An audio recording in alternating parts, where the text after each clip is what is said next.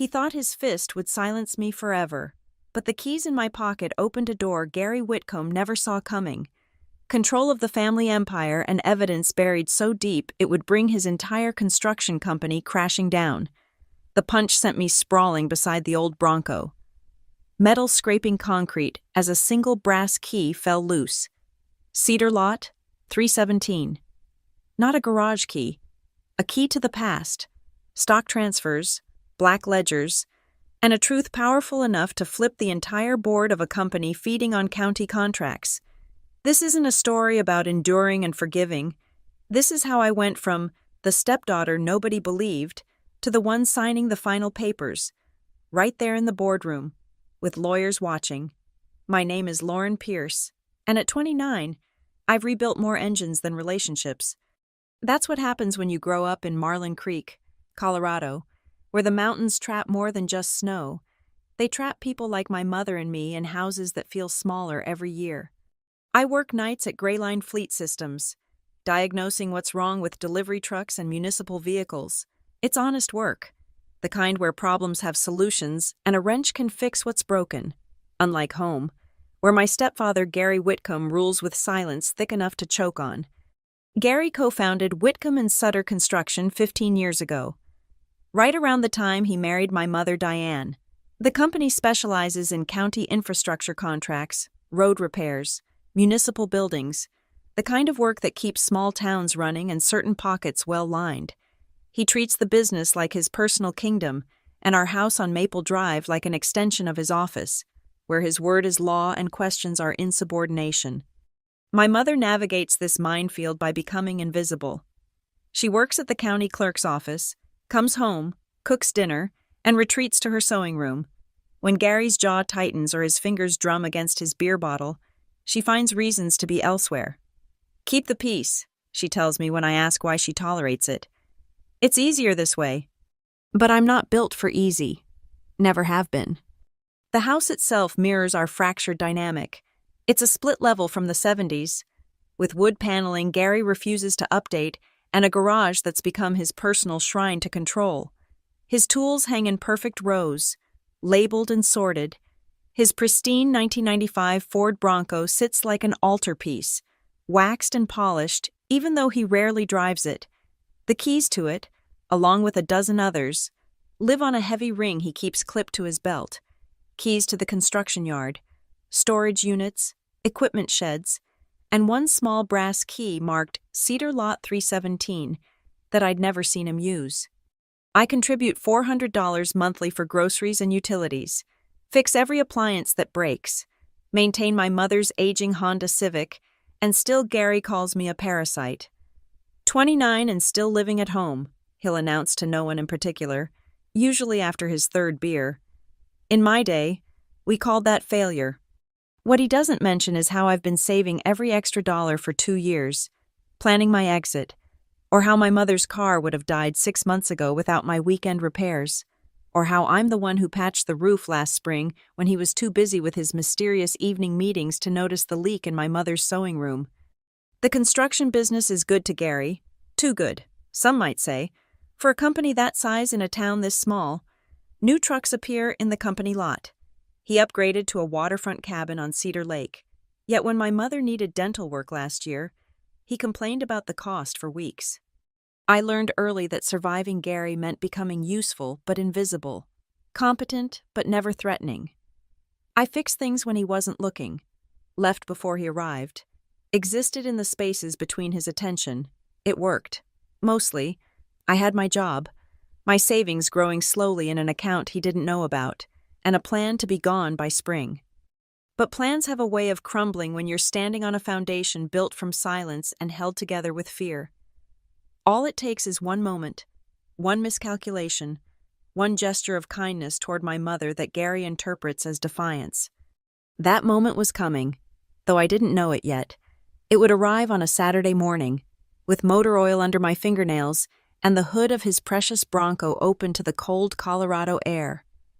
It would end with blood on concrete and a brass key in my pocket that would unlock more than just a storage unit. Some keys open doors, others open eyes. The one marked Cedar Lot 317 would do both. revealing not just Gary's secrets but my mother's as well, and a piece of paper that should have changed everything 15 years ago. Saturday morning arrived gray and cold, frost etching patterns on the garage windows. Gary had left early for what he called business meetings, but what smelled more like bourbon and cigars when he returned. My mother stood in the kitchen, staring at her Honda's keys like they might bite. "It's making that sound again," she said quietly. "The grinding when I brake." I'd diagnosed the problem weeks ago, worn brake pads and a failing fuel pump that would leave her stranded soon, but Gary had vetoed the repair expense, claiming money was tight despite the new leather jacket hanging in his closet.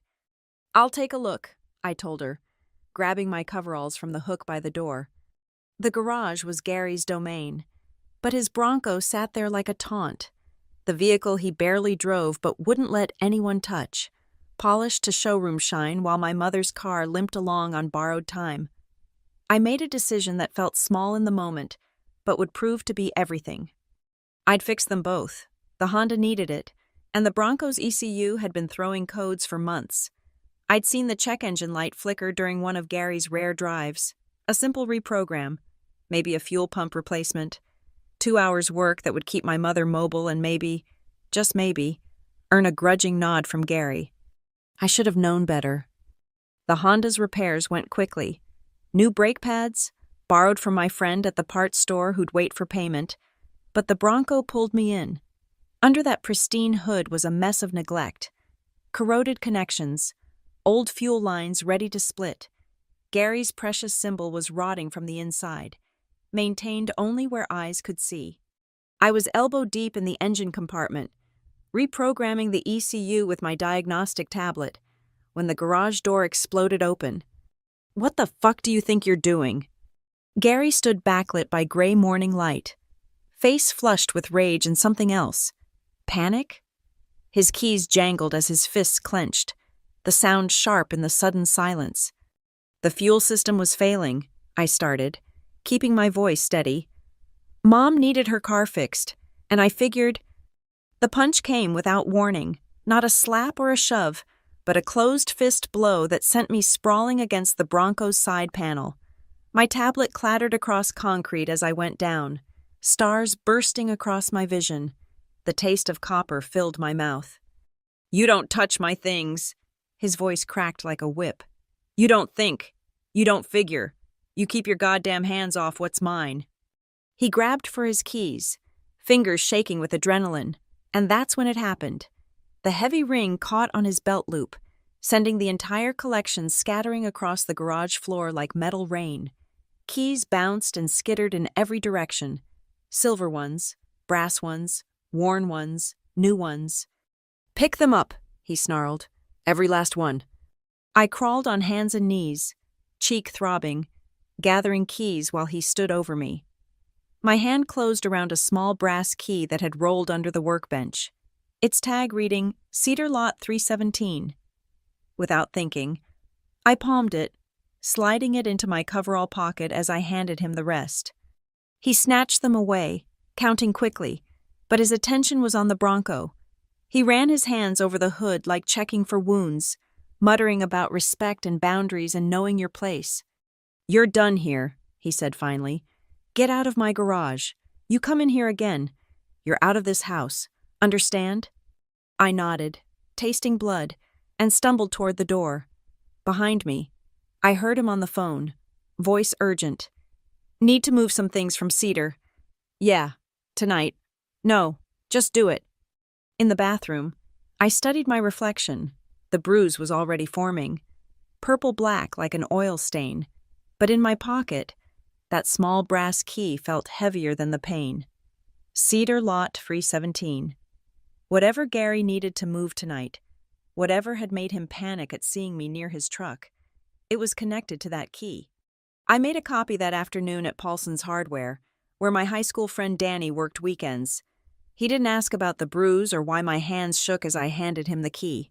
In Marlin Creek, you learned not to ask certain questions. That night, while Gary's Bronco rumbled away into darkness, I sat on my bed and turned the copy over in my fingers. One small piece of brass that might mean nothing, or might mean everything.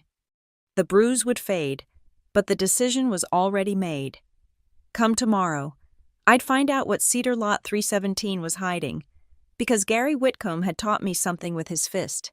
In his world, violence protected secrets. And secrets, I was learning, were just another kind of key. Cedar Storage sat on the outskirts of Marlin Creek, where the town gave way to scrub pine and forgotten dreams. I drove past it twice on Monday morning, my mother's Honda running smooth on its new brake pads, while my face still wore Gary's signature in purple and yellow. The facility was bigger than I'd expected. Rows of units, RV storage, and shipping containers arranged like a miniature city of secrets. Security was minimal.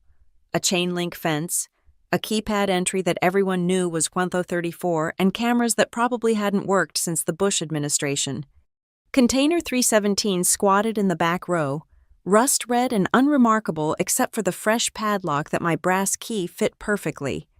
Inside, fluorescent work lights revealed Gary's real office. Metal shelving lined the walls, packed with banker's boxes labeled by year. A folding table held ledgers, manila envelopes, and a laptop that looked like it belonged in a museum. The air smelled of old paper and motor oil, with something else underneath, the musty scent of things meant to stay buried. I started with the nearest box, marked 2019-2020 invoices. But these weren't the official papers that would match Whitcomb and Sutter's filed records. These were the shadow books, handwritten logs of cash payments, materials that existed on paper but never in reality, signatures from subcontractors who, according to a quick Google search on my phone, didn't exist. Rebar delivery, Municipal Building B, $47,000, with no supplier listed. Consulting fee, J. Morrison, $15,000, paid the same day as a legitimate materials purchase. Equipment rental, Phase 2 highway project, $62,000, with serial numbers that repeated across multiple jobs. My hands shook as I photographed page after page. This wasn't just skimming or corner cutting. This was systematic fraud, billing the county for materials never delivered, work never performed, all while Gary's legitimate business provided cover. But it was a manila envelope at the bottom of a box marked Corporate Docs that stopped my heart. Inside, wrapped in plastic like evidence, was a stock transfer certificate dated 15 years ago. Diane Pierce, my mother, transferring 51% ownership of Whitcomb and Sutter Construction to Gary Whitcomb upon their marriage. The document was perfect, notarized, witnessed, signed by both parties and their lawyers, except for the sticky note attached in my mother's handwriting. Gary, file this after the honeymoon. Love, D. And below that, a receipt from the Colorado Secretary of State showing the filing fee paid but marked pending, incomplete submission. I sat on the cold concrete floor, piecing together 15 years of deception. My mother hadn't just married Gary. She'd given him majority control of the company, but Gary had never filed the transfer, on paper, in the eyes of the law. My mother still owned 51% of Whitcomb and Sutter Construction. The laptop powered on without a password. Gary's arrogance assuming his secret kingdom would never be breached. Email folders told the rest of the story. Correspondence with phantom subcontractors, invoices for VIN-swapped equipment sold to out-of-state buyers, photographs of county vehicles with their identification numbers carefully documented before being reported stolen and replaced with insurance money. In the corner, under a tarp, sat the tools of the trade, VIN stamps, a professional engraving kit, blank inspection certificates, and boxes of official-looking decals that could turn any used vehicle into a new fleet purchase. My phone buzzed, a text from my mother. Gary asking where you are. Says you have something of his? I looked at the key in my hand, then at the mountain of evidence around me. Gary had built his empire on 2 thefts, one from the county taxpayers and one from my mother. The first was criminal, the second was personal. But there was something else in that envelope, tucked behind the transfer certificate, a single paragraph on legal letterhead, dated the same day. In the event of Diane Pierce Whitcomb's death, her 51% ownership stake in Whitcomb and Sutter Construction shall transfer to her biological heir, Lauren Pierce, with full voting rights and control. My mother had protected me. Even then, even as she'd handed Gary the keys to her father's company, she'd hidden a key of her own, one that Gary had never known existed, filed away with papers he'd been too greedy to submit properly. I spent another hour documenting everything, uploading photos to 3 different cloud services. Then I carefully returned each box to its place, leaving no trace except for the papers I had every legal right to take, my mother's documents, the inheritance clause, and a USB drive I'd found labeled Backup 2018 to 2023. As I locked container 317 behind me, I understood why Gary had panicked when he'd seen me working on his truck. It wasn't about the Bronco, it was about control, about keeping me in my place, away from anything that might lead to questions. But he'd made a mistake that morning in the garage. In his rage, he'd scattered his keys at my feet, and in doing so, he'd handed me the one thing he'd spent 15 years trying to hide. The truth, and with it, the power to take everything back. Tuesday morning, I walked into Gray Line Fleet Systems with my mother's documents in a locked briefcase and a plan forming in my mind. The bruise on my face had deepened to purple-green, drawing looks from coworkers who knew better than to ask, but Nora Hale wasn't the type to let things slide. "My office," she said, not a request but a command. As head of compliance for Gray Line's regional operations, Nora had seen enough to recognize trouble. She closed the door, poured 2 cups of coffee, and waited. "I need advice," I said, hypothetically, about chain of custody for financial documents. Nora's eyes tracked from my bruise to the briefcase. Hypothetically, evidence obtained legally, say, documents belonging to a family member that you have lawful access to, maintains its validity if properly preserved. Photos should be time-stamped. Originals should be secured. Every access should be logged. She slid a business card across the desk. Ivy Rangel, private investigator, used to be a forensic accountant. If someone hypothetically needed to build an airtight case, she's who I'd call. And another card, Martin Zhao, corporate attorney, handles whistleblower cases, ownership disputes, clean reputation. I can't afford. Martin works on contingency for the right cases. Ivy might defer payment if there's potential recovery involved. Nora leaned back. "Lauren, I've seen good people get buried because they tried to fight alone. Whatever this is, do it right." That afternoon, I met Ivy Rangel at a coffee shop in Ridgemont, the next town over. She was younger than I'd expected, maybe 35, with sharp eyes that cataloged everything. I showed her a sample of what I'd found, just enough to prove this was real. "The corporate structure is your leverage," she said, fingers flying over her laptop. "Whitcomb and Sutter Construction, LLC, Colorado database shows Gary Whitcomb as 49% owner, Diane Pierce as 51%, no amendments filed. Your mother's been majority owner this entire time. Can we prove the fraud?" "We won't have to prove all of it, just enough to show a pattern." She pulled up public records. Every county contract has disbursement schedules, public information. We match those against the shadow books. Find 3 or 4 solid examples. The forensic auditors will find the rest. By Thursday, we had our smoking guns. 3 subcontractors who'd allegedly received over $200,000. Each didn't exist. No licenses, no addresses, no tax ID numbers. The endorsed checks from those payments had been cashed at check-cashing stores across 3 counties, always just under reporting limits. Martin Zhao's office occupied the top floor of a converted Victorian in downtown Ridgemont. He reviewed everything with the intensity of a surgeon, occasionally making notes in precise handwriting. 2 parallel approaches, he said finally. "First, we file to enforce your mother's ownership rights. That's a civil matter. Notification to Gary, demand for corporate records, assertion of voting rights. Second, we prepare a quitam filing, a whistleblower claim on behalf of the county. You could receive 15 to 30% of any recovered funds.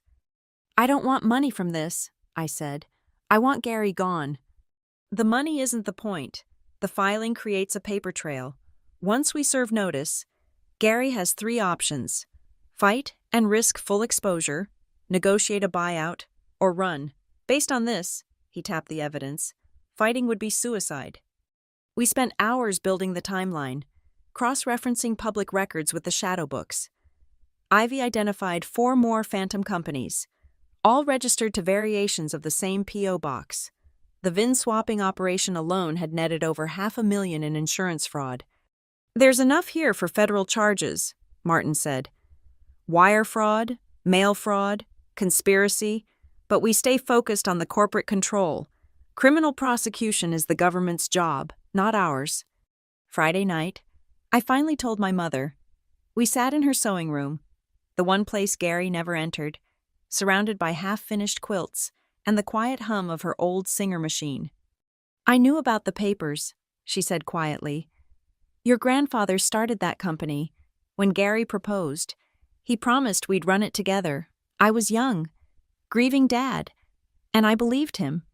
Why didn't you ever check if he'd filed them? By the time I thought to look, we were married. You were 13, and I was afraid of what he'd do if I challenged him. He'd already started changing, becoming what he is now. I told myself it didn't matter, that papers didn't change reality. But you kept copies. She smiled sadly. In my father's old safe, behind the false back in the garage cabinet, Gary never knew it existed. I kept meaning to tell you, when you were older, when you were safe, I'm sorry I waited too long. It's not too late, I said, showing her the lawyer's strategy. We can fix this, but it might get ugly. My mother looked at the bruise on my face, then at the papers proving she'd owned the company all along. It's already ugly, Lauren. Time to end it. That weekend, while Gary met with his cronies at the construction yard, Ivy's cameras documented every vehicle, every person, every box moved in or out.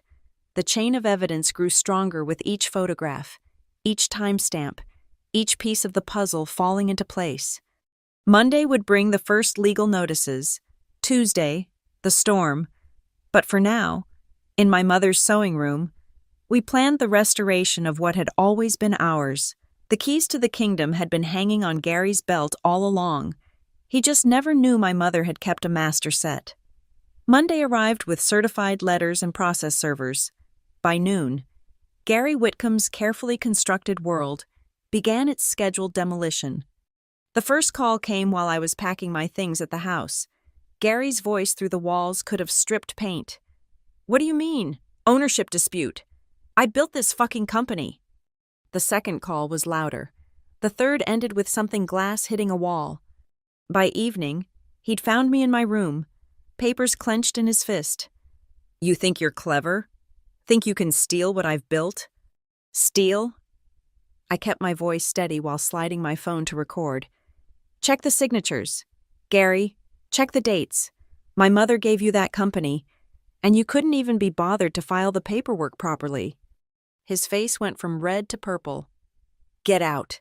You've got 1 hour to pack your shit and get out of my house. Actually, I said, pulling out my own papers. According to these property records, this house is titled jointly to you and Diane Pierce Whitcomb. She has equal say in who lives here. The eviction notice he'd prepared fluttered uselessly to the floor. I moved anyway, to a furnished apartment in South Hollow that Ivy had helped me find, not because he could force me out, but because staying meant watching him spiral, and I had work to do. Tuesday brought Gary's counteroffensive, a restraining order petition alleging I'd stolen proprietary business information, an emergency injunction request to freeze the ownership dispute, claims that I'd vandalized company property and sabotaged vehicles. Martin Zhao dismantled each filing with surgical precision. He's panicking. These are delay tactics, and sloppy ones. Judge Morrison won't even grant a hearing on allegations this thin. But Wednesday revealed Gary's real mistake. Ivy called at 6 a.m., excitement crackling through the phone. Cedar Storage has security cameras after all, newer ones, Installed last year by the property management company. Guess who didn't know? The footage showed Gary and his partner Tom Sutter at Container 317 at 2 a.m. Tuesday morning, loading boxes into Sutter's pickup. Timestamps showed them making 4 trips over 3 hours, clearly trying to empty the unit. Here's the beautiful part, Ivy continued. They didn't get everything, too much to move, too little time, and now we have video evidence of them trying to destroy documents after being served with legal notice.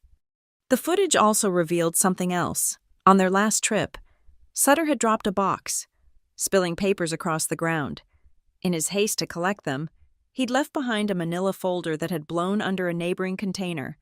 Ivy retrieved it that morning, contracts for VIN stamps from a supplier in Mexico, complete with payment records. Thursday's Marlin Creek Ledger ran a carefully worded story. County freezes payments to local contractor pending audit. Someone, definitely not us, Martin insisted with a straight face, had leaked just enough information to reporter Sarah Chen to trigger public records requests. Gary's response was predictable and recorded by 3 separate cameras. He cornered me at the gas station, screaming about destruction of his reputation, threats of lawsuits, promises that I'd regret ever being born. 2 witnesses called 911. The responding officers suggested Gary might want to calm down and avoid any further contact. He's making our case for us, Martin observed, reviewing the footage. Consciousness of guilt, witness intimidation, creating evidence of his own instability. Keep documenting everything. Friday brought the death blow Gary didn't see coming. The bank, spooked by the Ledger story and the ownership dispute, called in their credit line. Whitcomb and Sutter had 72 hours to pay off $1.8 million in loans or face asset seizure. Gary's phone calls to county commissioners went unanswered. His longtime allies distanced themselves. Tom Sutter hired his own lawyer and stopped returning calls. That night, my mother called. He's locked himself in his office with a bottle of whiskey. I can hear him on the phone, begging people for help. No one's answering. Are you safe? I'm at Janet's house. Been here since Wednesday. My lawyer says to stay away until this is resolved. Her lawyer, my mother had hired her own representation, filed for separation, and frozen their joint accounts, all while Gary was focused on fighting me. The quiet woman who'd kept peace for 15 years had finally found her war face. Saturday morning, Ivy sent surveillance photos that made everything clear. Gary at a storage unit across town, different company, frantically moving boxes. Gary at the bank, arguing with managers. Gary at the construction yard, spray painting over the company signs. But the most telling photo was Gary at the airport, 2 suitcases in hand, checking the departures board. He's running, Ivy said. Classic pattern. The audit announcement broke him. He knows what they'll find. Let him run, Martin advised. If he flees, he admits guilt. Your mother gets the company by default. Criminal charges become easier, and civil recovery improves. We've already frozen what assets we could find. But Gary Whitcomb wasn't done. Sunday morning proved he had one last card to play, and it would bring us all to that boardroom where keys would finally open the last locked door. Sunday evening, Martin Zhao called with urgency I'd never heard before. Emergency shareholders meeting. Tomorrow, 9 a.m., Gary's making his move. He can't call a meeting, he's only 49%. He's claiming the 51% transfer was fraudulent, that your mother's signatures were forged. He's demanding an immediate vote to remove her and install himself as sole director. Martin paused. He's also brought in Wade Hutchinson. Hutchinson was Denver's most ruthless corporate attorney, the kind who turned boardroom disputes into blood sport. If Gary had hired him, he wasn't planning to run anymore. He was planning to fight. What do? We show up with everything, every document, every piece of evidence. The other shareholders need to see the truth. There are 5 minority investors holding 2% each. We need their votes. Monday morning arrived cold and bright. The Whitcomb and Sutter offices occupied a converted warehouse on the industrial side of town. all exposed brick and steel beams that Gary thought made him look successful. Today, it looked like a battlefield. The conference room was already full when we arrived. Gary sat at the head of the table, Hutchinson beside him, both in sharp suits that couldn't hide the desperation underneath. Tom Sutter hunched in a corner, his own lawyer whispering urgently. The 5 minority shareholders, local business owners who'd invested early, sat uncomfortably in the middle, clearly wishing they were anywhere else. My mother entered last, head high, wearing the navy suit she'd bought for her father's funeral and never worn since. The symbolism wasn't lost on anyone. "This meeting is illegal," Martin began, but Hutchinson cut him off. "My client has every right to protect his company from fraud." "His company?" I stood, pulling out the original transfer certificate. "Let's talk about fraud. Mr. Hutchinson, this document, signed by Gary Whitcomb 15 years ago, acknowledging receipt of 51% ownership from Diane Pierce, notarized, witnessed, and never filed." I laid out the timeline on the conference table, the transfer documents, the receipt for the filing fee, the sticky note in my mother's handwriting, the inheritance clause that would have passed control to me. "Fabrications," Gary snarled. "Anyone could have." "And these?" I spread the photos from container 317. Ledgers, invoices, the shadow books that showed 15 years of systematic theft. "Fabricated too?" The minority shareholders leaned forward. Bob Martinez, who owned the hardware store, picked up a photo showing inflated invoices for materials his store had supposedly supplied. "This says I sold you $50,000 in lumber for the highway project. Gary, I've never sold you more than $5,000 at a time." "We have video evidence," Ivy said, projecting footage onto the wall. "Mr. Whitcomb and Mr. Sutter removing documents from storage after being served with legal notice. Destruction of evidence is a felony." Sutter's lawyer stood. "My client wishes to make a statement." Tom Sutter looked like he'd aged a decade in a week. "I want immunity, full immunity, and I'll testify to everything, the phantom companies, the VIN swapping, all of it, but I want it in writing first." "You son of a bitch!" Gary started to rise, but Hutchinson pulled him down. "There's more," I said, voice steady despite my racing heart. I pulled out the USB drive from Cedar Storage. Email records, wire transfers, instructions for creating false invoices, all backed up to the cloud, all authenticated. Martin took over, his voice filling the room with quiet authority. "Gentlemen, you have a choice. Vote to recognize Diane Whitcomb's rightful ownership and cooperate with authorities, or remain complicit in what the FBI will certainly classify as a RICO conspiracy." FBI? Janet Walsh, who owned the cafe, went pale.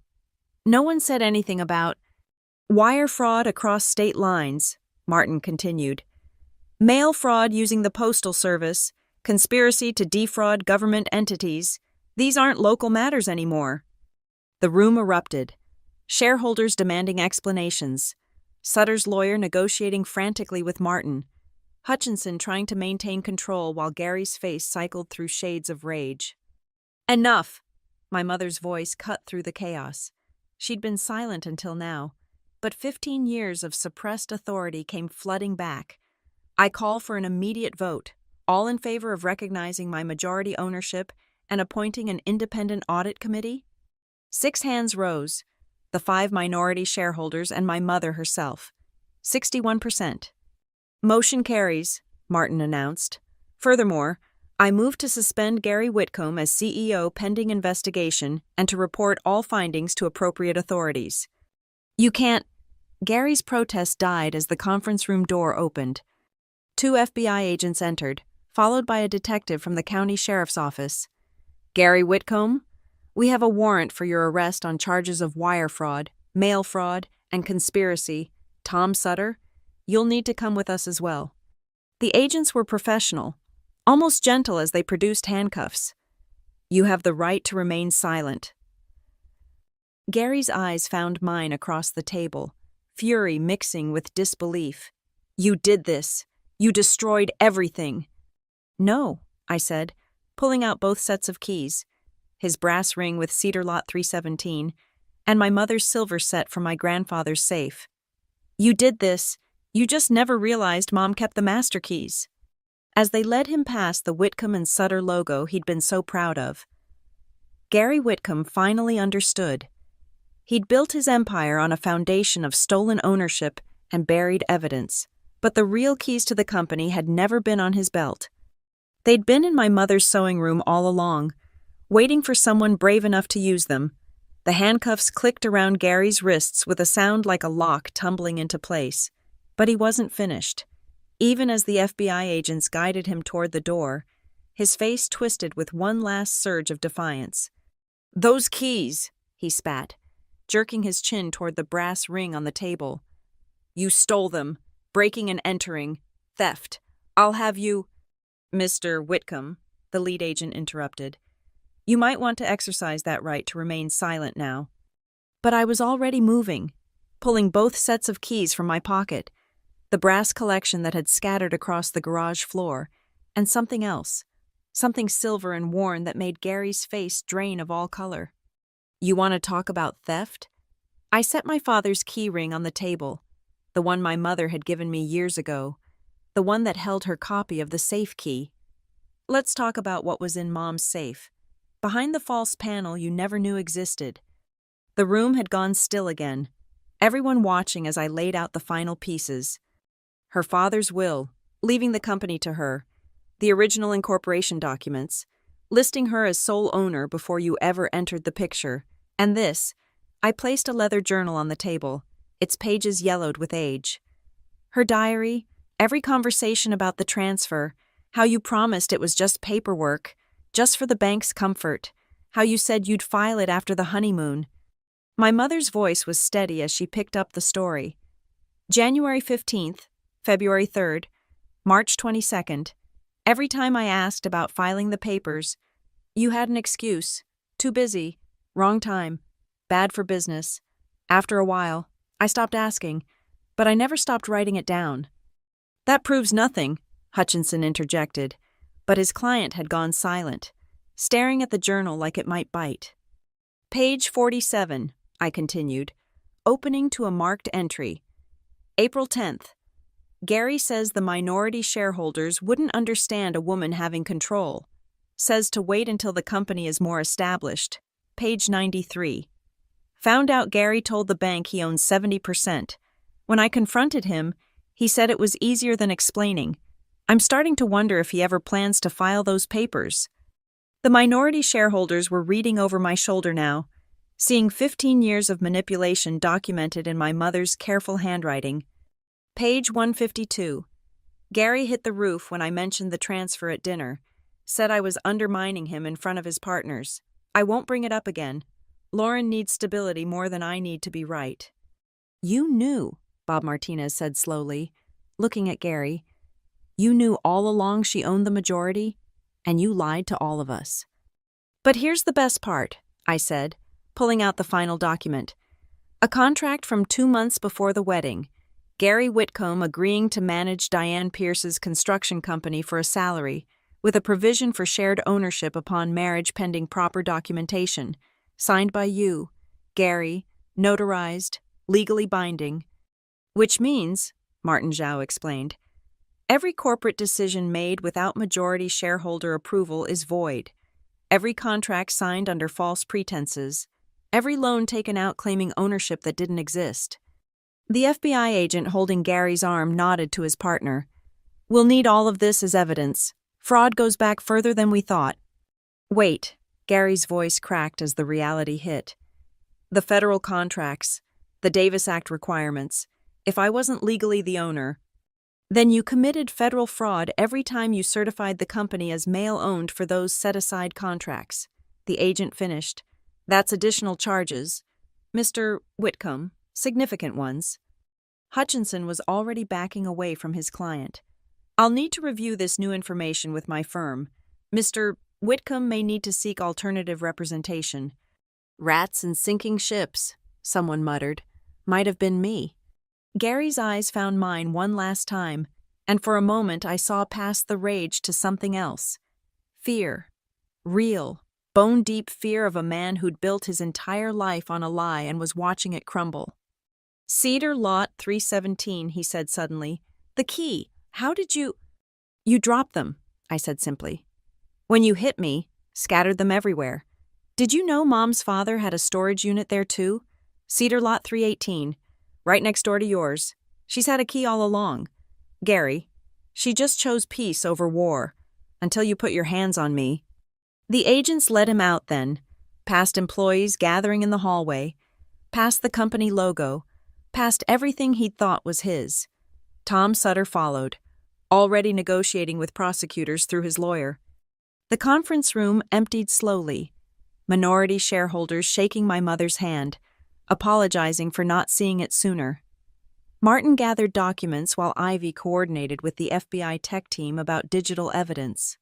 Soon it was just my mother and me, sitting at the table Gary had ruled from for 15 years. "You could have done this any time," I said. "Why wait?" She touched the bruise on my face, now fading to yellow-green. "I could survive his lies. Watch him steal what my father built. Let him play king in a kingdom that was never his. But I couldn't watch him hurt you. Not anymore." "So what now?" "Now?" She picked up both sets of keys, Gary's brass collection and her father's silver ring. "Now we rebuild. Honestly this time. The workers who've been cheated. The country that's been defrauded. The business my father meant to leave behind. We make it right." Outside, Gary Whitcomb sat in the back of an FBI sedan, watching his name being removed from the building. He'd thrown a punch in a garage and lost an empire, all because he'd never realized the most important truth about keys. It's not the ones you carry that matter, it's the ones you never knew existed. The boardroom hadn't emptied completely. As Martin gathered the last documents and Ivy coordinated with federal agents in the hallway, the door swung open one final time. Gary Whitcomb stood between two FBI agents, his wrists still cuffed, his $1,000 suit wrinkled from the back of their sedan. They'd brought him back at his insistence. One last piece of business. He'd told them, one last card to play. 5 minutes, the lead agent said. "That's all." Gary's eyes swept the room, landing on the 2 sets of keys still lying on the conference table. His brass ring with its dozens of keys to kingdom he'd built on lies. My mother's silver set, simple and worn, holding the truth he'd tried to bury. "There's one more," he said, voice hoarse. "One more key you haven't found." My mother and I exchanged glances. Another storage unit? More evidence? What game was he playing now? Gary nodded to his jacket pocket. "May I?" The agent retrieved a single key, smaller than the others, attached to a red plastic tag. No label, no markings, just a simple key that looked like it might open a filing cabinet or desk drawer. "Your college fund," Gary said, looking at me for the first time without rage. "Your real father set it up before he died. Treasury bonds, some stocks, should be worth about $200,000 now. Your mother never knew. He wanted it to be a surprise when you turned 18. The words hung in the air like dust motes in sunlight. My father had been gone 20 years, killed in a construction accident when I was 9. His life insurance had kept us afloat until Mom remarried. "Richard gave me that key before he died," Gary continued. "Asked me to look after you both. Said if anything happened to him, I should make sure you got to college. Make sure you had choices." His laugh was bitter, broken. "I kept it. All these years. I kept that damn key. Told myself I'd give it to you eventually, when the time was right, when you earned it." "Where?" My mother's voice was barely a whisper. "First National. Safety deposit box 447. Everything's there, untouched." He looked at the agents. "I never took that. Whatever else I did, I never touched her money." As if that absolved him. As if one kept promise could balance 15 years of theft and lies and control. But I understood what this was. Not redemption, but revelation. Gary Whitcomb had always had a choice. Every day for 20 years. He'd chosen to honor my dead father's wish while betraying my living mother's trust. "Why tell us now?" I asked. He shrugged, a gesture made awkward by the handcuffs. Because I'm going to federal prison. Because the company's gone. Because... He stopped, looking at the bruise on my face one last time. Because I became everything Richard asked me not to become. And you deserve to know he loved you enough to plan for a future I tried to steal. The agents moved to lead him away, but I had one last question.